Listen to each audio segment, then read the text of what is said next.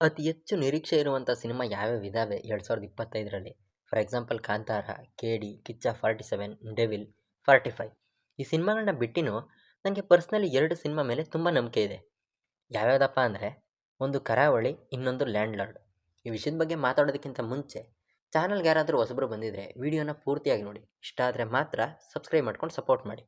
ಇನ್ನು ವಿಡಿಯೋ ಕಡೆ ಬರೋದಾದರೆ, ಮೊದಲಿಗೆ ಕರಾವಳಿ ಸಿನಿಮಾ ಬಗ್ಗೆ ಹೇಳೋದಾದರೆ, ಇದನ್ನು ಗುರುದತ್ತ ಗಾಣಿಗ ಅವರು ಡೈರೆಕ್ಷನ್ ಮಾಡ್ತಾ ಇರೋದು. ಆ್ಯಂಡ್ ಇದು ಪ್ರಜ್ವಲ್ ದೇವರಾಜ್ ಸರ್ ಅವರ ಮುಂದಿನ ಸಿನಿಮಾ. ಪ್ರಜ್ವಲ್ ದೇವರಾಜ್ ಸರ್ ಅವರ ಪ್ರೀವಿಯಸ್ ಮೂವೀಸ್ ಯಾವುದು ಹೇಳ್ಕೊಳ್ಳುವಂಥ ಸಕ್ಸಸ್ನ ಕಾಣಲಿಲ್ಲ. ಗಣ ಮೂವಿ ಮಿಕ್ಸ್ಡ್ ರೆಸ್ಪಾನ್ಸ್ ತಗೊಂಡ್ರೆ, ರಾಕ್ಷಸ ಮೂವಿ ಬಿಲೋ ಅವರೇಜ್ ರಿಸಲ್ಟ್ ತಗೊಳ್ತು. ಈ ಸಿನಿಮಾ ಮೇಲೆ ನಂಬಿಕೆ ಯಾಕೆ ಅಂತ ಕೇಳಿದ್ರೆ, ಈ ಕೊಲಾಬ್ರೇಷನ್ ಅಂದರೆ ಗುರುದತ್ತ ಗಾಣಿಗ ಅವರು ಮತ್ತು ಪ್ರಜ್ವಲ್ ದೇವರಾಜ್ ಸರ್ ಅವರ ಕಾಂಬಿನೇಷನ್, ಜೊತೆಗೆ ಈ ಟೀಮಿಂದ ಬಿಟ್ಟಿರುವಂತಹ content.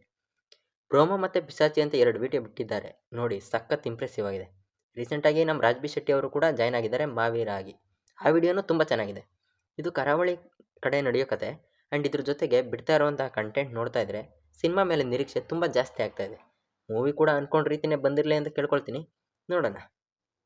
So next, land lord. ಈ ಸಿನಿಮಾನ ಡೈರೆಕ್ಷನ್ ಮಾಡ್ತಾ ಇರೋದು ಜಡೇಶ್ ಕೆ.ಎಂ.ಪಿ ಸರ್ ಅವರು.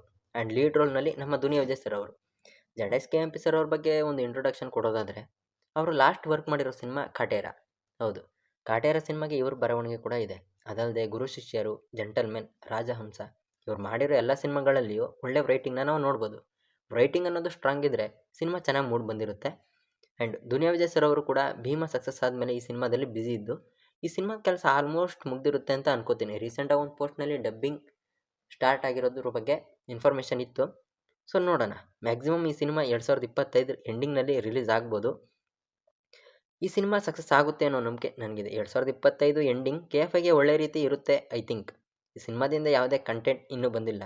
ಪೋಸ್ಟರ್ಸ್ ಆ್ಯಂಡ್ ಟೈಟಲ್ ಪೋಸ್ಟರ್ಸ್ ಮಾತ್ರ ಅವೈಲೇಬಲ್ ಇದೆ. ಬೇರೆ ಕಂಟೆಂಟ್ಗೆ ವೆಯ್ಟ್ ಮಾಡಬೇಕು. ಇದಿಷ್ಟು ನನಗೆ ನಂಬಿಕೆ ಇರ್ತಕ್ಕಂಥ ಇನ್ಫಾರ್ಮೇಷನ್ಗಳಾಗಿದ್ವು.